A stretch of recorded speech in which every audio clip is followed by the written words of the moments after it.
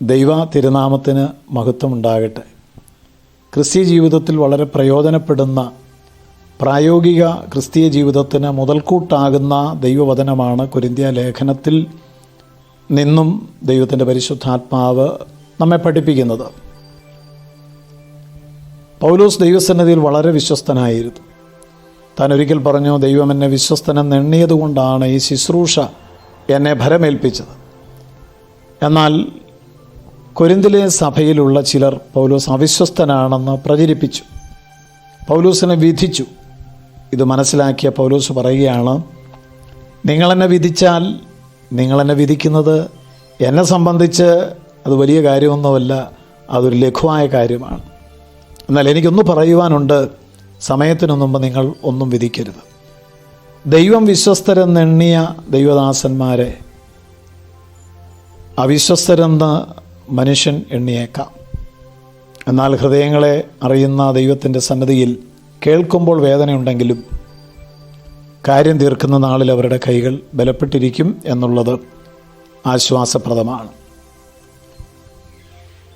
ഇന്ന് രണ്ട് ദൈവമക്കൾ തമ്മിൽ കൂട്ടിമുട്ടിയാൽ, കണ്ടുമുട്ടിയാൽ ആത്മീക വർധനവിന് ഉതകുന്ന വാക്കുകളല്ല പലപ്പോഴും സംസാര വിഷയമായിട്ട് മാറുന്നത്. ഒരാൾക്ക് അനുകൂലമായും വേറൊരാൾക്ക് പ്രതികൂലമായും ഉള്ള സംസാരങ്ങളായിരിക്കാം.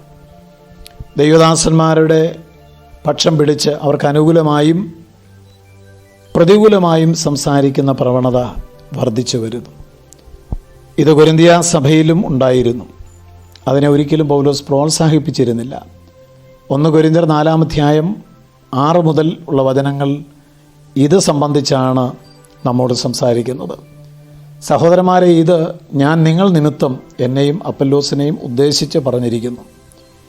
എഴുതിയിരിക്കുന്നതിനപ്പുറം ഭാവിക്കാതിരിപ്പാൻ ഞങ്ങളുടെ ദൃഷ്ടാന്തം കണ്ടുപഠിക്കേണ്ടതിനും ആരും ഒരുത്തൻ അനുകൂലമായും മറ്റൊരുവന് പ്രതികൂലമായും ചീർത്തു പോകാതിരിക്കേണ്ടതിനും തന്നെ.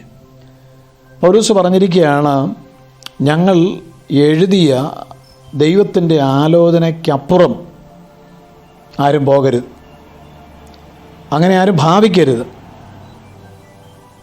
ഒരുത്തന് അനുകൂലമായും മറ്റൊരുത്തന് പ്രതികൂലമായും ആരും സംസാരിക്കരുത്, നിലകൊള്ളരുത്.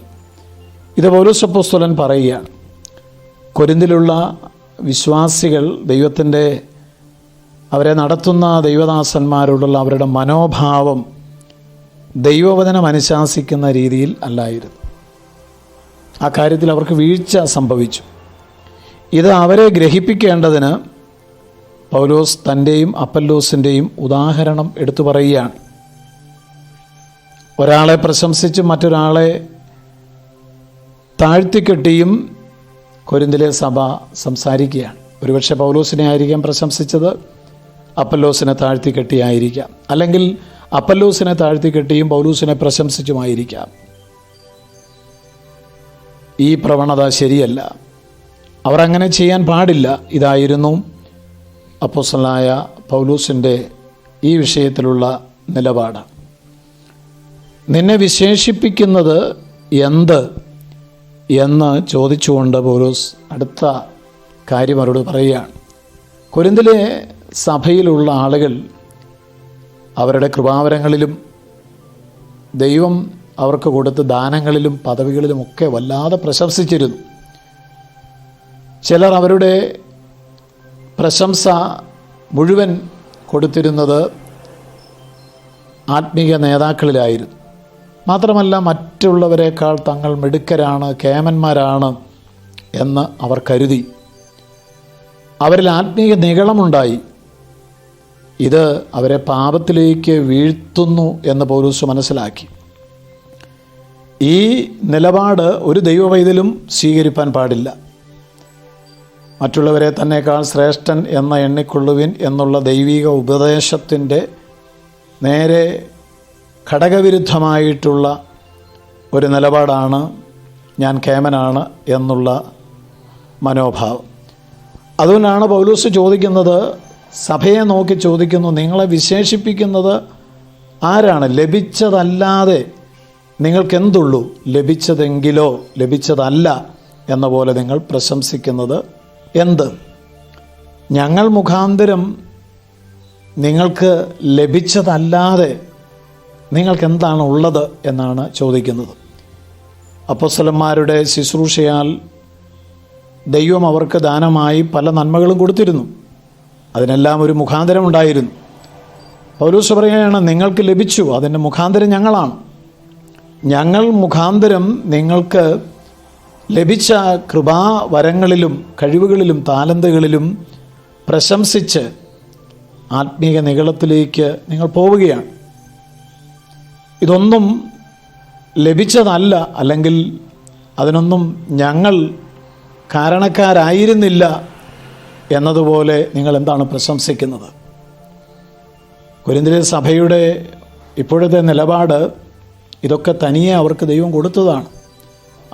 ആരുടെയും ഒരു ദൈവദാസൻ്റെയും സഹായം ഇല്ലാതെ അവർക്ക് ലഭിച്ചതാണ്. അവർ അവരുടെ കഴിവുകളിലുള്ള പ്രശംസ, ആ നിലപാടിന് എതിരെയാണ് ദൈവത്തിൻ്റെ ആത്മാവ് അവരോട് സംസാരിക്കുന്നത്. ഇന്നും ഈ മനോഭാവം പല വിശ്വാസികളിലും കണ്ടുവരുന്നു.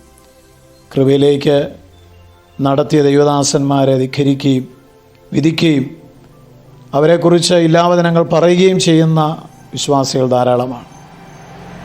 നാം ഒന്നോർക്കണം, നാം ക്രിസ്തുവിൻ്റെ സന്നദ്ധിയിൽ നിൽക്കേണ്ടവരാണ്. കാര്യം തീർക്കുന്ന നാളിൽ നമ്മുടെ കരങ്ങൾ ബലപ്പെട്ടിരിക്കട്ടെ. കർത്താവേ, അവിടുത്തെ നല്ല വചനങ്ങൾക്കായി സ്തോത്രം. ഈ വചനം കേട്ട എല്ലാവരും ശുദ്ധീകരിക്കപ്പെടട്ടെ. ക്രിസ്തുയേശുവിൻ്റെ നാമത്തിൽ തന്നെ ആമേൻ. ദൈവം എല്ലാവരെയും അനുഗ്രഹിക്കട്ടെ. ഓട്ടക്കളത്തിലോടുന്നോരനേകരെങ്കിലോ ബിരുദു പ്രാപിക്കുന്നോനേകൻ മാത്രമല്ലയോ.